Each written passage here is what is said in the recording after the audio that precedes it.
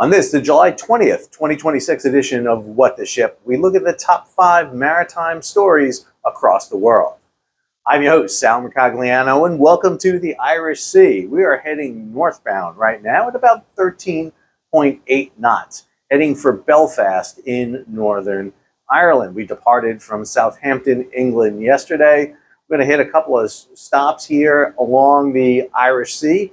Going to go into Belfast, Liverpool, and Dublin, and then head north and go around the top of the British Isles and hit Edinburgh, Newcastle before heading down to Amsterdam, Zeebrugge, and Le Havre, and finally returning back to Southampton. But I thought this would be a perfect time to talk about what are the 5 big stories facing the world today in terms of maritime news. If you're new to the channel, hey, take a moment, subscribe to the channel, and hit the bell to be alerted about new videos as they come out. First story we got to talk about is geopolitics. Now, I will be doing my weekly recap of the events in the Strait of Hormuz. Probably get that out tomorrow. Running a little bit behind because my communications here isn't exactly the best. However, when it comes to geopolitics, we do have to talk about 3 areas in particular right now. Strait of Hormuz on July 20th, 2 Dynacom tankers were hit coming out of the Strait of Hormuz. These are Greek-owned tankers. One of them had been abandoned, the other one damaged but able to proceed on. The Joint Maritime Information Center has raised the threat level in the Strait of Hormuz to severe. There have been 11 attacks on ships since June 25th. And as you see here from Kepler, the amount of vessels that have been transiting through the Strait of Hormuz has dropped precipitously. Only 10 ships on 17 July, 12 ships on 18 July, and just 8 ships on 19 July. And this chart by Rory Johnson shows that the amount of oil coming out of the Strait of Hormuz has dropped precipitously. Remember, pre-war, we were getting about 20 million barrels. It dropped to almost nothing. Finally, it came back up to about 15 million barrels per day, but now, as of this week, we're seeing only about 4 million barrels per day coming out. Meanwhile, over in the Black Sea, we're seeing the Russians and Ukrainians exchanging blows, targeting specifically commercial shipping. Now, the war on land is in full force. We don't talk about that. We talk about shipping here. But the Ukrainian Unmanned Systems Force from July 6th to the 20th have struck 183 ships, 7 in just the last 24 hours. 109 tankers, 44 cargo ships, 5 liquefied either gas, natural gas or petroleum gas tankers, 14 tugboats, 7 ferries, and 4 other vessels. Now, at the same time, the Russians have undertaken an extensive campaign to target vessels in Ukrainian ports. They were doing this beforehand, and they've just gone on and escalated that. The Golden Leo, a Guinea-Bissau bulker that was up in Ukraine, got hit with 3 cruise missiles. 10 of the crew have been killed. We've seen other ships hit all around the area. We don't know the casualties on board the Russian ships hit by the Ukrainians because the Russians haven't really given us details on that. We're also seeing attacks by Ukrainian Sea Baby drones. So we're not just getting the aerial drones, we're also getting their unmanned surface vessels that are striking ships out in the Black Sea. And like, we don't have enough going on between the Iranians and the United States. I should have mentioned that the U.S. has also hit ships up in the Persian Gulf. They're striking at vessels because the blockade is back on with the United States. Not just the Russians, Ukrainians hitting ships, but now we have Somali pirates. That's right, pirates are about. Pirates have just grabbed their 2nd ship. They seized one back in May, and now we have another one here, another tanker that was grabbed. So geopolitically, a lot of instability out on the world's oceans. Second story, low water. Not out here in the Irish Sea, but in Europe. I just came from Europe, and let me tell you, Paris was friggin' hot. I mean, hot. I mean, it was 99 degrees. I don't know what that is in Celsius. It's hot. But it was warm. And Europe right now is experiencing a massive drought. A drought so severe that in Hungary, the Danube River is just 3 inches above its lowest level ever recorded, which, by the way, was just 8 years ago. That is halting up traffic. We're seeing similar things happening over on the Rhine River and rivers throughout Europe. Now, this is important for a variety of reasons. Those of out there on river cruises, for example, are getting stuck in places. But in truth, river cruises aren't the big issue. It's cargo. Cargo is the big issue. On average, Europe moves about 3.8 billion tons of cargo around the coastal and inland waterways of Europe. Now, 3.4 of that is really coastal. It is the 473 million tons that move internally that is being impacted right now. And understand, the European canal and river system is extensive. You can go from Rotterdam in the Netherlands down the Rhine River, take the Main and take a canal system that dumps you into the Danube, and you can wind up in the Black Sea, although I wouldn't recommend that right now based on what's happening with Russia and Ukraine. The Europeans use the inland waterways extensively along with their rail system to move cargo internally within the continent. The United States tends to use trucks more because of the geography of the United States. Very difficult to really access all four U.S. coasts without sailing long, protracted distances. And the Mississippi River system is really just in the center part of the United States with two mountain ranges on each side that kind of break up that system. Third story, China is launching the first weekly container service via the Northern Sea Route. So Sea Legend Shipping is going to be using that Northern Sea Route, what is sometimes called the Northeast Passage or the Northern Passage, from Europe over to Asia. They're going to have 8 ships sailing between August 12th and October 27th. Now, last year, the Istanbul Bridge completed a voyage from Ningbo to Felixstowe in just 20 days. That is substantially faster than if the ship had to go the traditional route, which is through Singapore, through the Indian Ocean, through the potential, Bab el-Mandeb. Cheers. I wish I had a drink on me right now. I should have a drink. That's a tradition here of what's going on with shipping. I apologize. I'll have one for you up in the lounge. Through the Bab el-Mandeb, through the Suez Canal, Mediterranean. This avoids all the choke points. The only choke point you really go through is the Bering Sea and some tight islands up in the northern. Matter of fact, the Chinese are making the argument here that this is a carbon reduction program because you're not sailing as much. Now, you are putting pollutants up into the Arctic region, but you're significantly saving it, and they're creating what they call, wait for it, the Polar Silk Road. That's right, the Polar Silk Road. Now, at the same time, we're seeing other developments in the region. China just sent 2 Arctic research vessels up into the region and operating within the U.S. EEZ. That's their exclusive economic zone. The U.S. has sent a Coast Guard cutter, the Monroe, which is getting a lot of miles these days, the Monroe. Monroe was used to chase down a tanker off the coast of Venezuela back earlier this year, the Marinara, which we're going to talk about in a minute.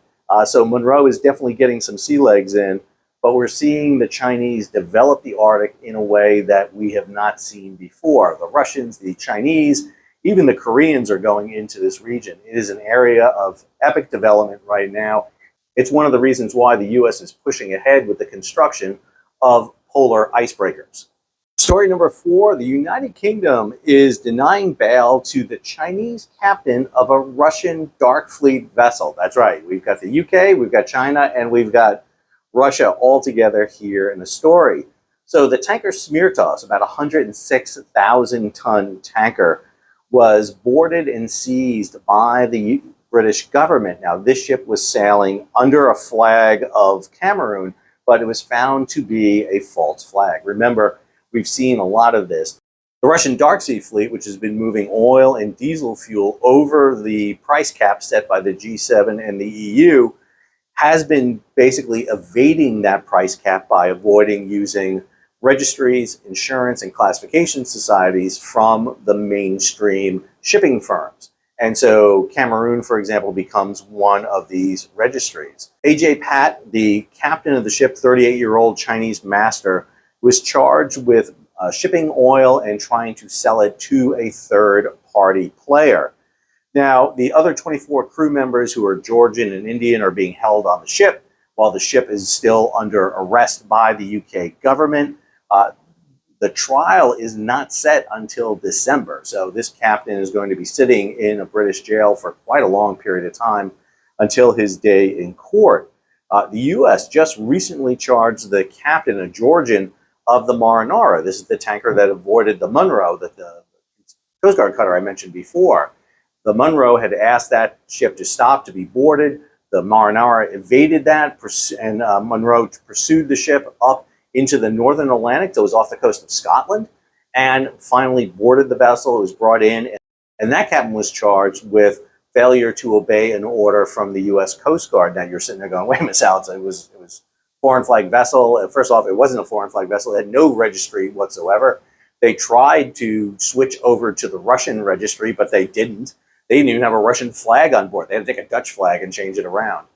So they were a stateless vessel, and the ship's captain, under Article 110 of the UN Convention of the Law of the Sea, which I know the U.S. hasn't ratified, but they recognize, sat there and said, you have to stop and obey the laws. This is international law. It actually precedes UNCLOS. And that didn't happen. The captain has since pled guilty to the charge. We're waiting for sentencing of that captain. Finally, I want to talk about some stories out of the U.S. Merchant Marine.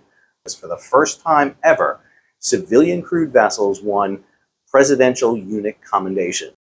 Meanwhile, up at Hanwha, Philadelphia, the fourth of the National Multi-Mission Security Vessels, the training ship Lone Star State for Texas A&M and Galveston, was commissioned. New York Maritime received the first one of them, the Empire State. The second went to Massachusetts with the Patriot State, and the third went to Maine Maritime with the state of Maine. The last one will replace the Golden Bear, that is California's training ship. But news just came out today that a sixth vessel is going to be built to a modified design to replace a range missile instrumentation vessel. The last story is a really sad story, and it's one that we need to talk about because we need to talk about the good and the bad. John Maroney pleaded guilty to 5 counts of sexual assault. This was a master in the U.S. Merchant Marine who was charged with sexual assault of female cadets on board his vessel. Now, the horrendous thing about this story is that the females came forward with this story in 2021, and it wasn't until 2025 that he was charged. And I have to say that one of the issues that I'm most proud of with this channel was talking about Midshipman X. This was Hope Hicks, a U.S. Merchant Marine Academy female cadet who came forward talking about the plight of female merchant mariners and the fact that they were being subjected to sexual harassment, and very little was being done against it. Let me be clear. I am not bringing up John Maroney's name because I want him to have any credit. My feeling is that every person and every family member he has touched should be able to go up to him on a daily basis and kick him in the nuts every day. That's my feeling about this, because this is the most horrendous. He used his position on a ship where there's very few people, and the ship's captain is really the most powerful person on that ship, and he abused his rights and privileges, and therefore, in my opinion, gives up everything because he is an absolute scumbag. And I can't say anything more about that. But however, what makes me want to talk about this story is the fact that we're seeing prosecutions being done in this case. It's significant, it's a big change, and it needs to be done. So, summarize, a lot of shit going on out there. Obviously, the geopolitical issues are significant. Again, I'll have my recap episode for you regarding what's happening in the Strait of Hormuz. We've been doing a lot of videos. You can check them out over here about what's happening in the Black Sea. I mean, literally, the Ukrainians are striking so many ships, and so are the Russians now. It's going to take a whole other thing to kind of follow that. The rise of piracy again with the Somali pirates is raising its ears. We just got word that the Europeans are pulling out some of their naval forces. The Charles de Gaulle carrier battle group that we thought maybe working in the Strait of Hormuz is now northbound in the Suez, heading out. Issues with low water in Europe. Again, we're also seeing a low water issue in the Panama Canal right now. Panama is already taking provisions to reduce the draft of vessels going through. That could potentially impact shipping because we're not seeing as much cargo coming out of the Persian Gulf. Again, China's opening up this new Arctic route. Now, it's small. The ships going through there, we're talking about maybe 2,000, 3,000, 4,000 TEU vessels, not big, huge monster ones, but it's going to be significant. Last year, we had more cargo move on that Northern Sea route than ever before. We're seeing the UK prosecute a Chinese captain on a Russian dark fleet.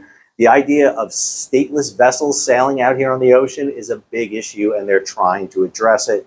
And finally, a lot going on with the U.S. Merchant Marine and developments in there.